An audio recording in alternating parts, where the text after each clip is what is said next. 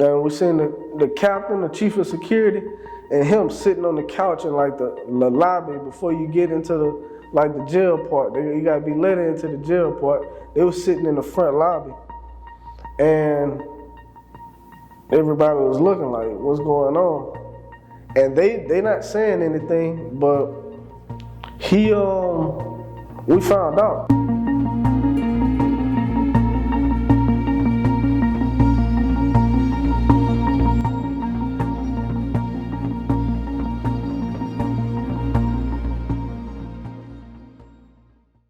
My name is Ricky Merritt Jr. I worked with East Baton Rouge Sheriff's Office for 4 years.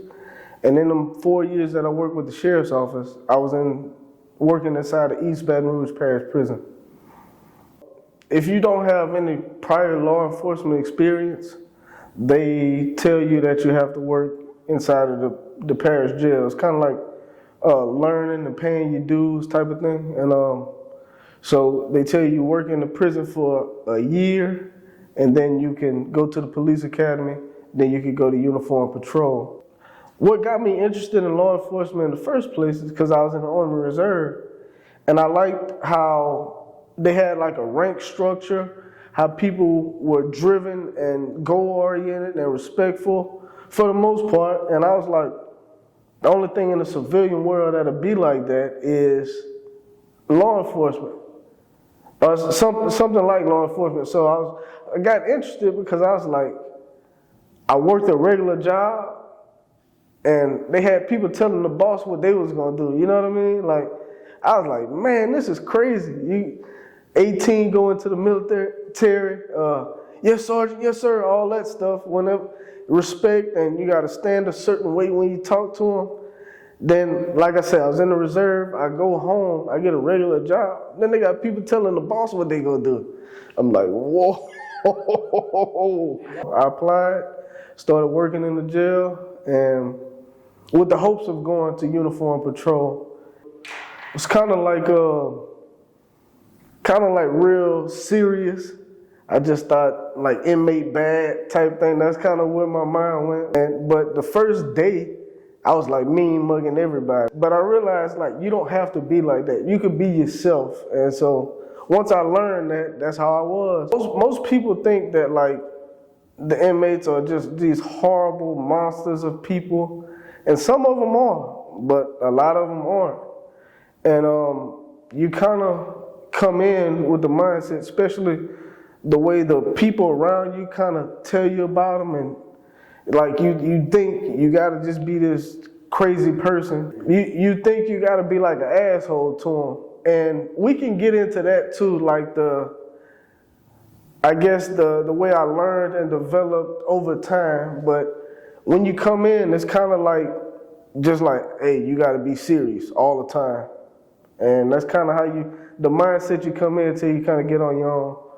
It kind of does. The first day, I was dressed like this, matter of fact.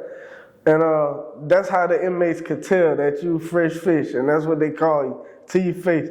It hurts, because you know you can't tell them nothing. And but you can, because you got the authority, but it's like they know more about the rules at that point than you. You might be sitting there reading the rule book while they try to tell you how to do your job. But I was still, like I said, I was sitting there mugging them. I just thought inmate bad, you know? And I was, raising my voice out when it was too loud in the hallway and all that. And then I think it was like that for the first 2 days.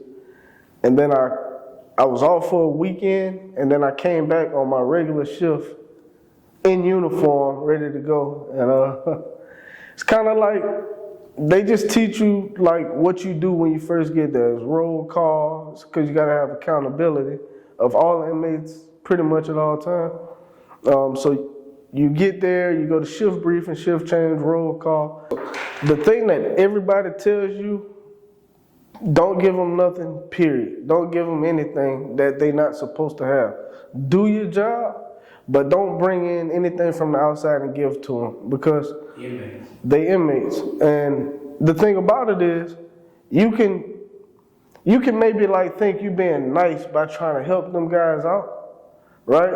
And we can talk about this too, but you think you're being nice, and then you bring them something just to help them out. But if you don't bring them something, now they got you. You lose your job just like that. You know, so it's like you could bring them a cell phone, cookies, pictures, whatever. And as long as you're going to keep it going, hey, you're going to be the best deputy in the world, best correctional officer in the world. As soon as you stop, they're going to tell on you. The other piece of advice is don't start off too friendly, because they're going to see that and they're going to try to take your kindness for weakness. And it's like, I started off real stern, but I realized that I could be myself probably within the first week or two. I was like, man, these regular people in here. Then I seen a couple people that I went to school with, a couple relatives. I'm like, these real life regular people. You know what I'm saying? And so, it's like, people got me thinking inmates are messed up people, but they really just people that broke the law and now they, serving their time for yeah. So the twist with it is, if you start off too nice, they are going to take advantage of you. And it's like they tell you, inmates are in jail 24 hours a day. We work 12-hour shifts. We go home, be with our family. We're not thinking about them. We got to decompress, get ready for work the next day. And then they thinking of a way that they could get you. You know what I mean? Like, they thinking, oh man, I'm going to mess with that new guy. You see what I'm saying? They going to ask you some outlandish stuff to see if you're a fool. But if you don't start off real stern with them in the beginning, and then they'll start trying to play with you a little bit, and then you try to get your respect after that, then it's hard. You know what I'm saying?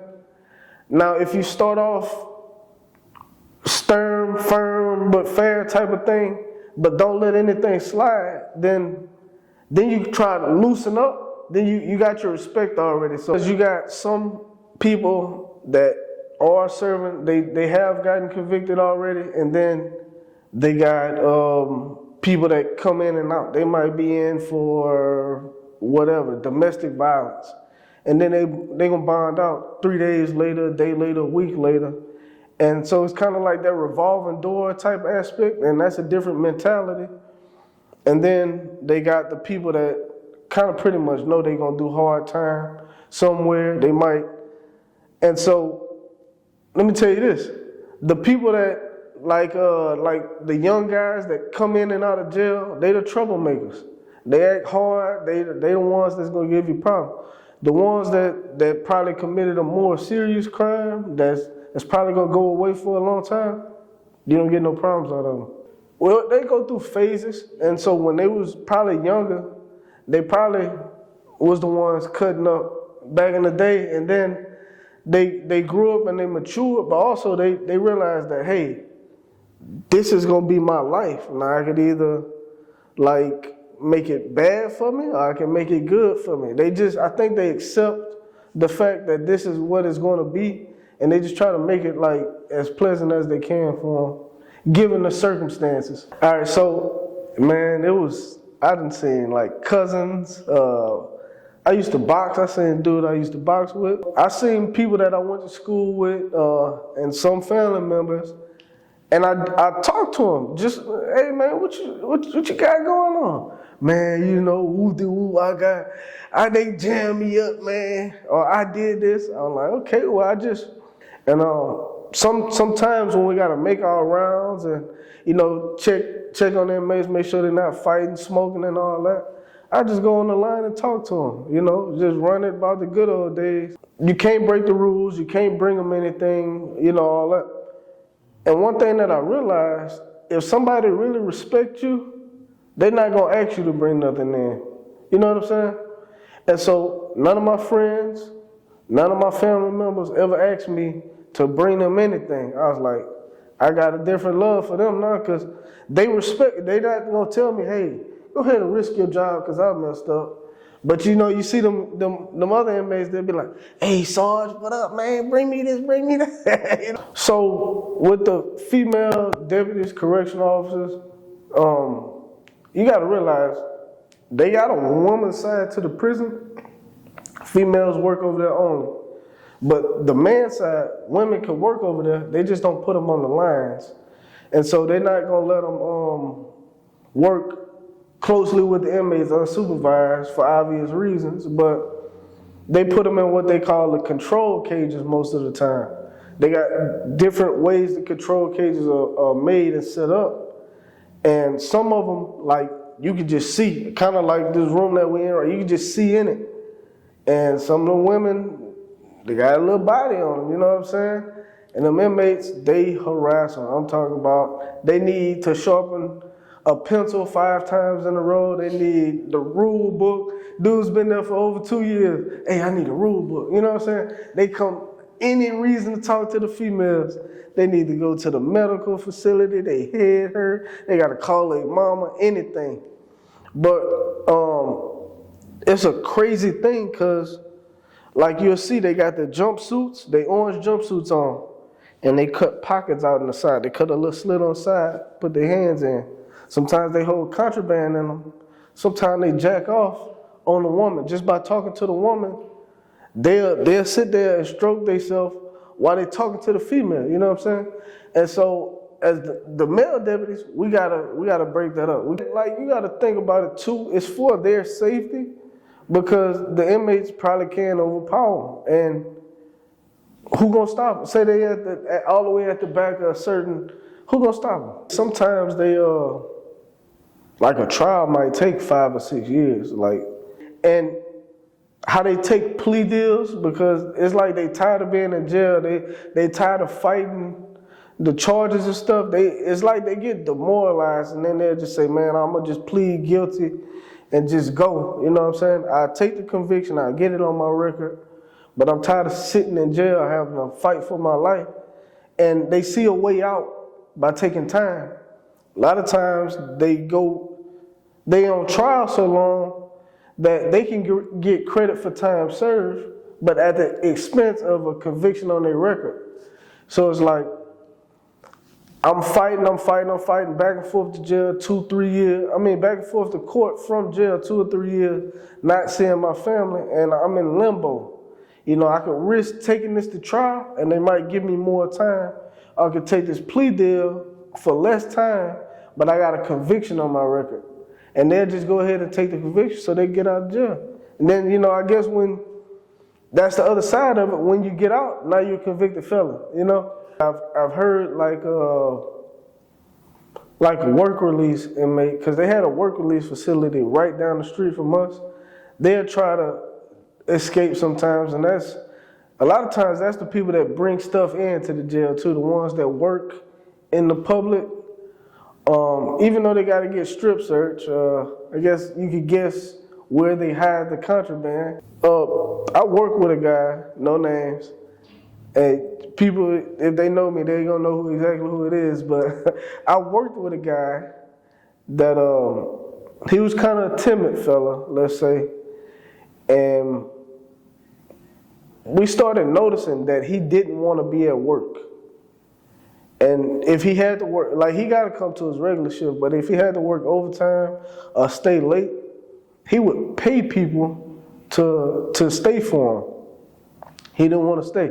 Now, it's a couple different ways you can look at it. Maybe he just tired of working or whatever. You know, it give another person an opportunity to work overtime. So they get paid to work overtime, then they go make overtime.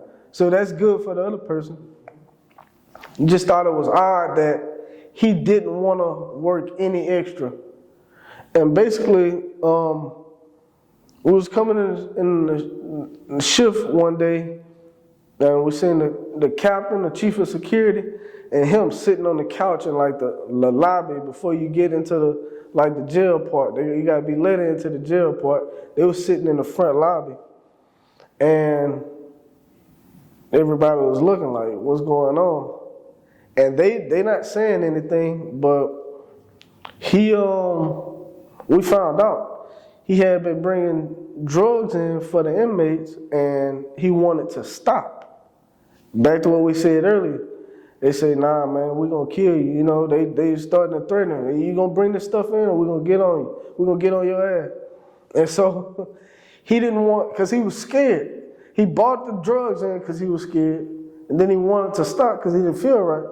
But they threatened him with violence, and he couldn't say nothing to anybody because he already had broke the law. You see what I'm saying? So it was just an unfortunate situation, but I mean, he just wasn't made for that type of work. And I was working in central booking at the time, so I did my first 3 years in the back in prison security, and my last year there I worked in central booking, and I had to book him in. I had to do his fingerprints, do his paperwork with the charges on and all that. I had to book him in. Put his orange jumpsuit on him. It was crazy. So they had a couple suicides when I worked there. It's hard to prevent that. Like, you can, and like people I know that I work with have personally stopped somebody from committing suicide. Like a lot of times it happens when they're on lockdown, and I guess they give up, you know, and they'll take a blanket and tie it to the cell and hang themselves. That's how it usually happens. Now that's an unfortunate situation, but I know guys that like cut the blanket down. You know what I'm saying? Like, they making their rounds as they should. They notice somebody, you know, hanging, and they cut them down before they die. And so they got the suicide aspect of it. They got drugs. Even if deputies ain't bringing drugs in, other inmates gonna be bringing drugs in. Whether it's people from the streets that just got arrested, that hid the items because they didn't want to get caught with that and charged with that too. And sometimes they'll go all the way through central booking, getting strip search and all that. They go all the way through central booking, getting it undetected. Some people, they first time in jail, they commit suicide. It's like they think their life over with after that. You know, it's kind of like, I guess, they think that they're not gonna be able to function in the real world when they get out. People gonna judge them. It's kind of like it's overwhelming. They're just completely overwhelmed in that moment, and they can't think of another way out but to take their own life. Some people have mental disorders, and so they get medically screened before they get processed into the jail. And if the nurse feels like they're suicidal, then they get put on like the suicidal protocol, and instead of being watched every 30 minutes, they got to be watched every 15 minutes, and they can't have clothes on. They get what they call a smock put on them, and it's like a thick blanket. Then you can't tear it, you can't tie it in knots, you can't do nothing.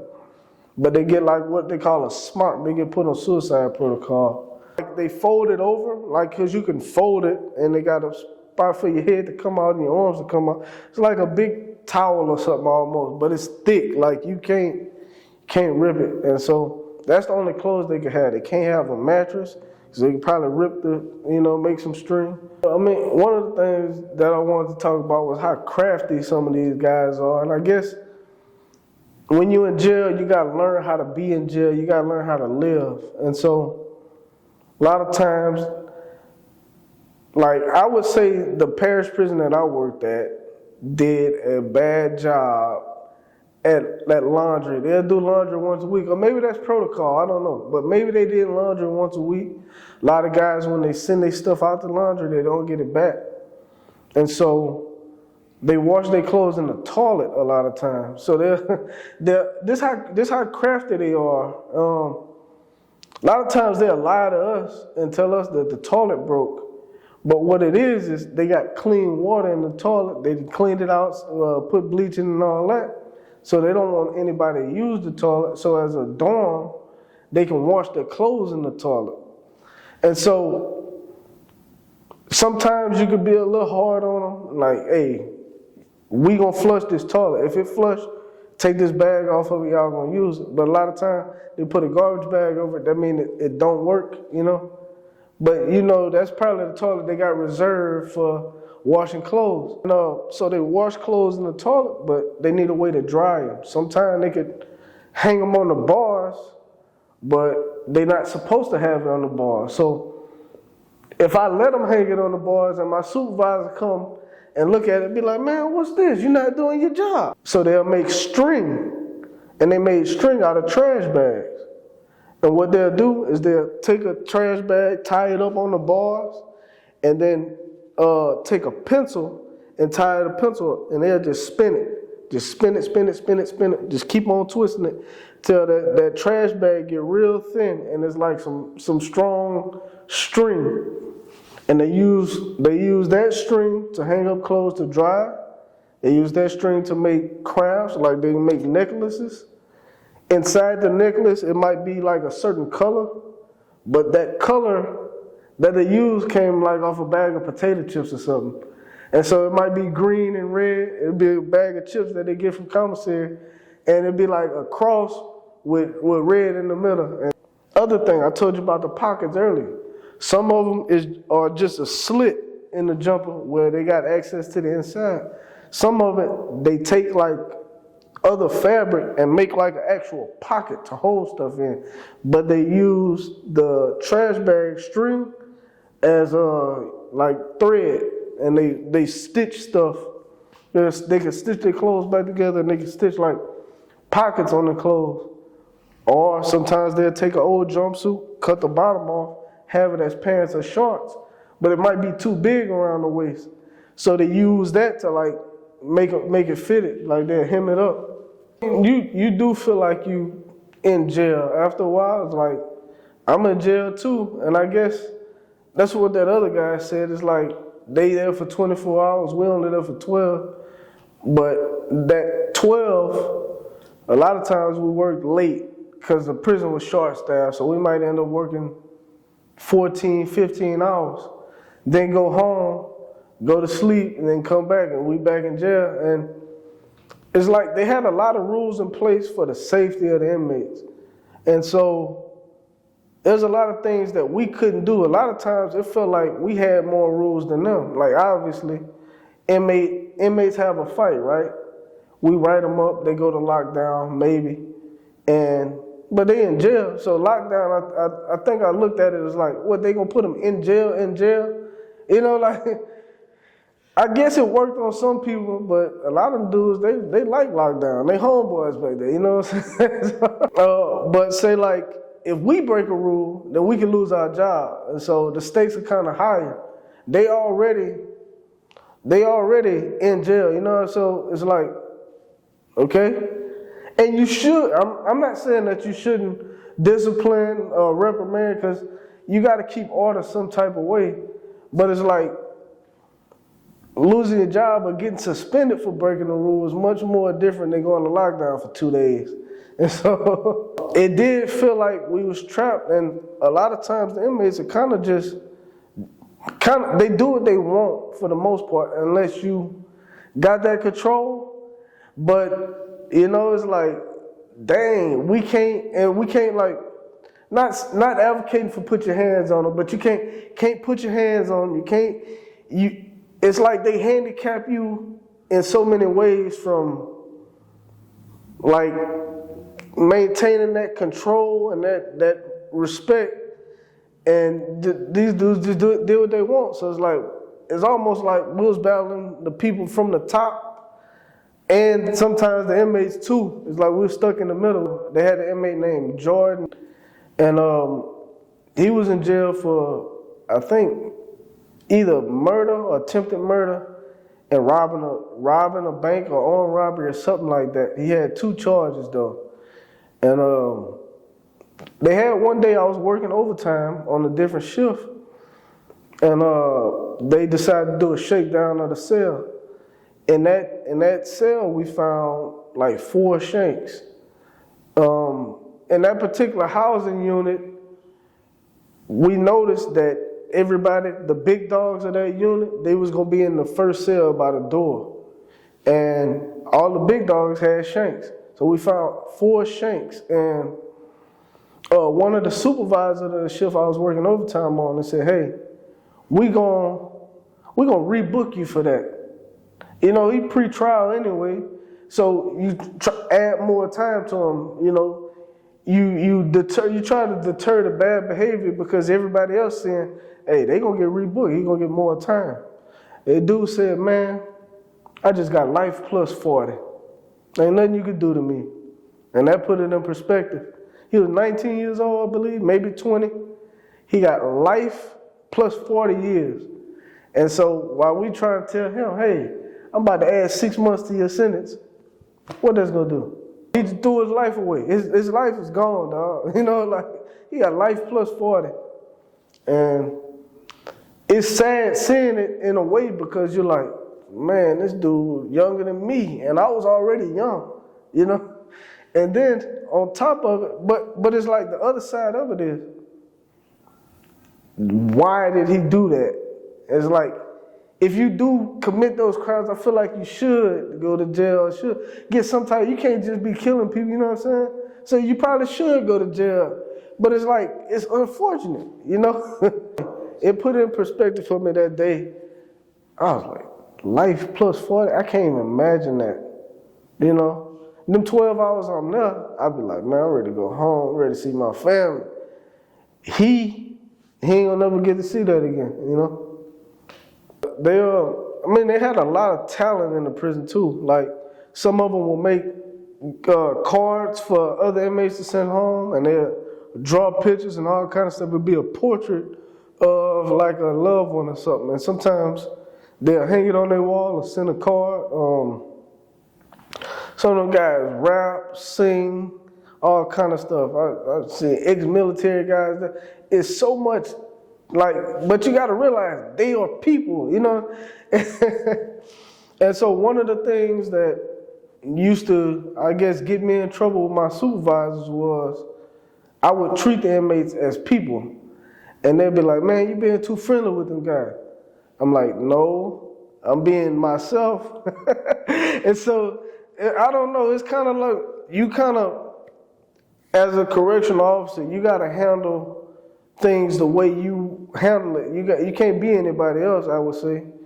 So some of the guys I work with, I'm sure I'm 5'3". Some of the guys I work with, like, they got an ex-NFL player that worked there. They had some guys, like, ex-college football players, like 6'3", 300 pounds. And automatically, they going to have their attention. They got this real deep voice. When they talk, you can feel the ground vibrating, you know what I mean? And so they been, all you got to do is yell at them. They telling me all I got to do is yell at them. I'm like, hey, sit down. Sit down. You know, like, my voice only reaches a certain level. And so I tried to be somebody else at one point. I couldn't do it. So my voice, man, them inmates just sit there and laugh at me, dog. So my approach was just be myself, treat them like they're people. And I got a better response like that anyway. So, I mean, I didn't go to work and, was angry every day or nothing like that. I tried to make it as good for me, just like I said, inmates got to make it as good for them as they want it to be. And so that's how I did. So I found that when I treated those guys with respect, a lot of times they respected that.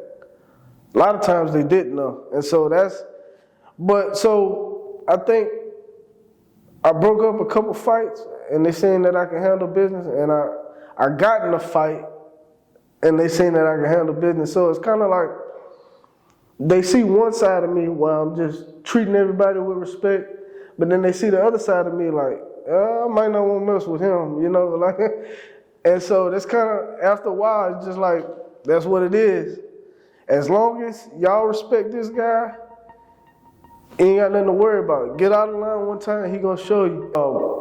It made it better for me personally. You know what I'm saying? Overall, my experience working in the parish prison was, I learned a lot about myself. It was a learning experience.